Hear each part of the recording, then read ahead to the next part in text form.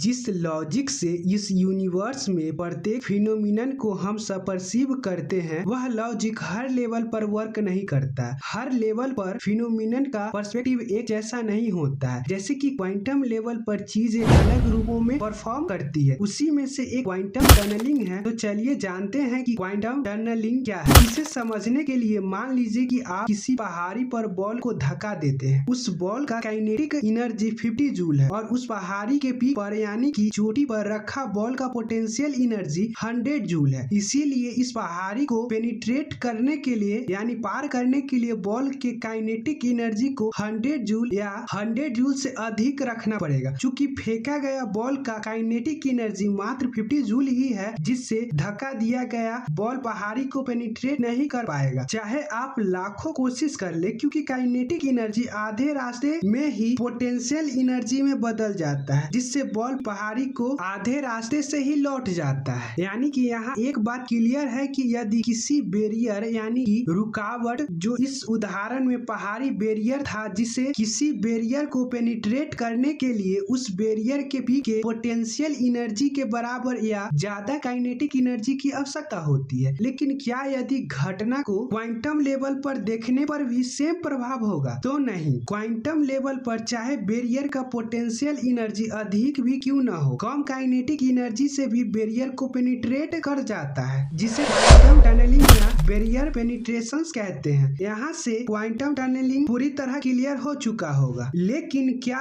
इसका मतलब यह है कि मैं किसी भी दीवार के आर पार जा सकता हूँ, क्योंकि क्वांटम टनलिंग तो दर्शाता है? तो इसका जवाब है हाँ। लेकिन आप इससे पहले यह सोचने लगे कि यह असंभव है, उससे पहले ही इसे क्लियर कर देते हैं कि क्वांटम लेवल पर आप में एक वेव फंक्शन होता है जो स्पेस में डिफाइन होगा, और हो सकता है कि वेव फंक्शन हाईली लोकलाइज्ड हो, यानी किसी पर्टिकुलर स्पेस तक वेव फंक्शन लिमिटेड हो। तो यहाँ यह भी संभव है कि आप इस दीवार को पेनिट्रेट कर जाएं, यानी दीवार के आर पार हो जाएं। लेकिन कैसे? आपके मन में यह सवाल तो जरूर उठा होगा। तो चलिए इसे भी समझ लेते हैं। यदि बैरियर की हाइट इनफाइनाइट हो, कोई भी पार्टिकल्स क्वांटम लेवल पर वेव पैकेट बैरियर को पेनिट्रेट नहीं कर सकता है, बल्कि किसी बैरियर से टकरा कर वापस लौट जाता है, सेम पहाड़ी और बॉल वाली घटना की तरह। लेकिन जब किसी बैरियर की विड्थ यानी कि चौड़ाई इनफाइनाइट हो और इसकी हाइट फाइनाइट हो, तो किसी पार्टिकल्स का वेव पैकेट बैरियर को पेनिट्रेट कर सकता है, और यही कारण है कि आप अपने दीवार के आर पार जा सकते हैं, और यह वजह से ही क्वांटम टनलिंग होता है। यहाँ इससे कोई फर्क नहीं पड़ता है कि बैरियर का पोटेंशियल एनर्जी अधिक भी क्यों न हो, कम काइनेटिक एनर्जी से भी बैरियर को पेनिट्रेट कर सकता है। यदि क्वांटम मैकेनिक्स की डिफिनीशन से यह कुछ ऐसा दिखता है। यदि क्वांटम टनलिंग की रियल लाइफ उदाहरण देखें तो सूर्य का न्यूक्लियर फ्यूजन है, जिससे सूर्य चमकते रहता है। यदि न्यूक्लियर फ्यूजन में क्वांटम टनलिंग न हो तो सूर्य का एग्जिस्टेंस इम्पॉसिबल होता। लेकिन कैसे? दरअसल न्यूक्लियर फ्यूजन में दो हाइड्रोजन मिलकर हीलियम में कन्वर्ट होते हैं, जिससे एनर्जी प्रोड्यूस होती है। इसी प्रकार न्यूक्लियर फ्यूजन